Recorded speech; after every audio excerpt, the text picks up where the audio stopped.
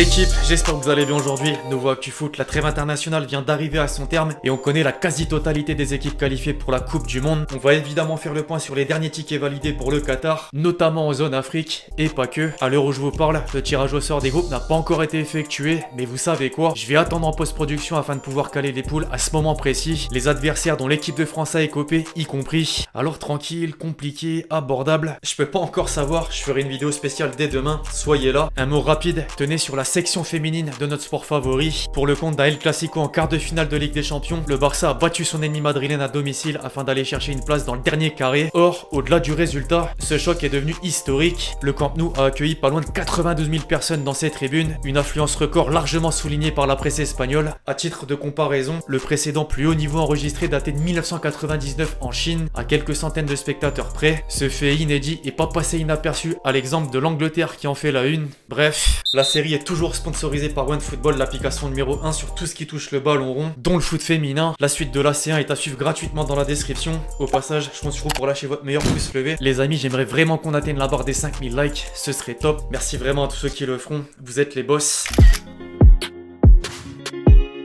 Là où on commence à sentir qu'on approche de quelque chose, et en particulier d'un mondial, c'est que la FIFA a enfin dévoilé le ballon officiel de la compétition tant attendu. Adidas a légèrement modifié son logo et le design est marqué par des couleurs vives. Comment est-ce que vous le trouvez? Personnellement, j'aime beaucoup, même s'il y a des préférences du passé. D'ailleurs, petite rétrospective des plus récents avec chaque année son commentaire. 2006, oh les souvenirs, bon en grande partie et mauvais sur la fin. 2010, cette fois le dernier terme employé représente bien globalement le déroulement de l'événement. 2014, au pays du football. 2018, une balle qui a accompagné notre parcours jusqu'à la deuxième étoile sur le maillot bleu, en espérant une troisième au mois de décembre prochain.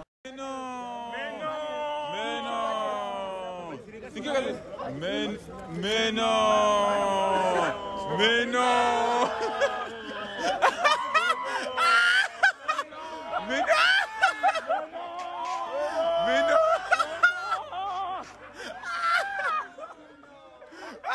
Ah, c'est dur. Une pensée à tous ces supporters algériens qui, en plus du scénario cruel, ont peint la voiture pour rien, direction la station lavage. Alors que la qualification a été acquise à 2 minutes de la fin des prolongations, l'Algérie s'est fait surprendre dans les dernières secondes et le Cameroun annule le voyage. Ce score nul, synonyme d'élimination, a un goût prononcé d'amertume, mais remet aussi en cause l'arbitrage. Belmadi est pas allé par quatre chemins en conférence de presse, ses arbitres n'ont pas respecté son pays. Des pétitions ont été lancées et partagées sur les réseaux. Même mieux, la délégation algérienne a officiellement demandé de rejouer le match. Carrément, j'ai du mal à y croire. En attendant, au sein de la fédération, un grand ménage est intervenu. Presque tous les membres ont démissionné, sauf le sélectionneur qui gardera bien son poste. Une bonne nouvelle finalement, sachant le travail réalisé jusque-là, et malgré cette désillusion, il l'a clairement senti passer, comme l'atteste sa réaction au coup de sifflet final. Pendant ce temps, Ali Lodzic, lui, vivait sa meilleure vie en dansant.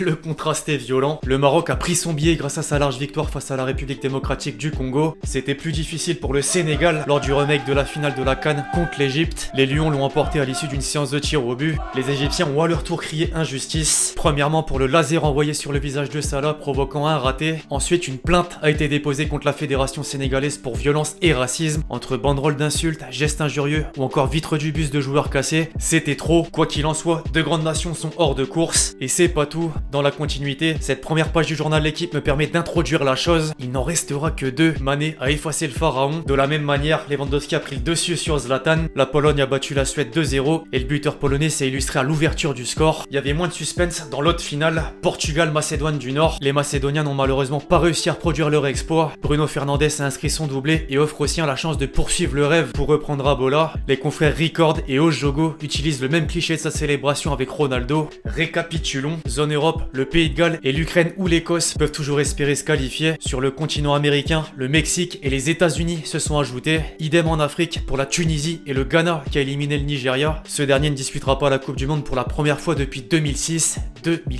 A noter que Messi et Ronaldo seront bien présents. Malgré la mise au point de CR7 en conférence de presse, l'âge rattrape tous les joueurs professionnels et fait que c'est peut-être son dernier mondial. Quitte à évoquer les deux légendes, autant le faire complètement. L'Argentin avait récemment posé un doute sur son avenir et les prémices d'un retour à Barcelone sont apparues dans les médias. Cette précision a son importance. Laporta en personne a déclaré qu'aucun contact n'a été établi. comme ça c'est fait. Sportivement, maintenant, l'Argentine a fini ses matchs de qualification en concédant le nul face à l'Équateur. La série d'invincibilité continue néanmoins. La dernière défaite de l'Albi Céleste remonte au 3 juillet 2019 face au Brésil. En parallèle, d'ailleurs, les Brésiliens ont fini premier de leur groupe avec un nombre de points record, permettant carrément de prendre la tête du classement FIFA devant la Belgique. Et nous, sur la première marche du podium.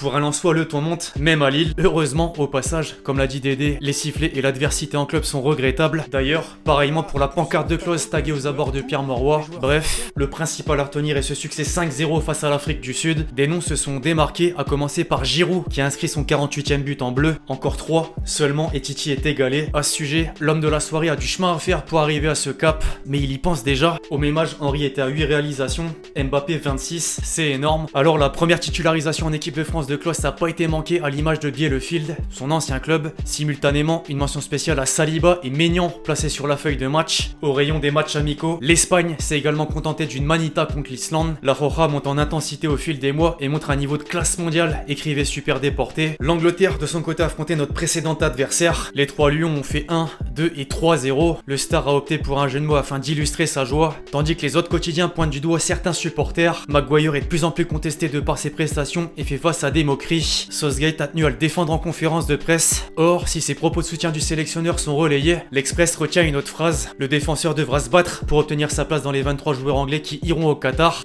Afin de clôturer le gros du gros des affiches restantes, les Pays-Bas et l'Allemagne sont pas parvenus à se départager. Le Danemark s'est offert la Serbie et Eriksen a de nouveau attiré l'attention avec un but. Enfin, dans le match des perdants entre l'Italie et la Turquie, la Squadra Azzurra a eu le dernier mot. L'élimination est tout de même pas encore digérée. Bonucci a fortement critiqué la formule des barrages et rappelle ce but à la 92e minute. Faudra du temps, à mon avis, pour oublier.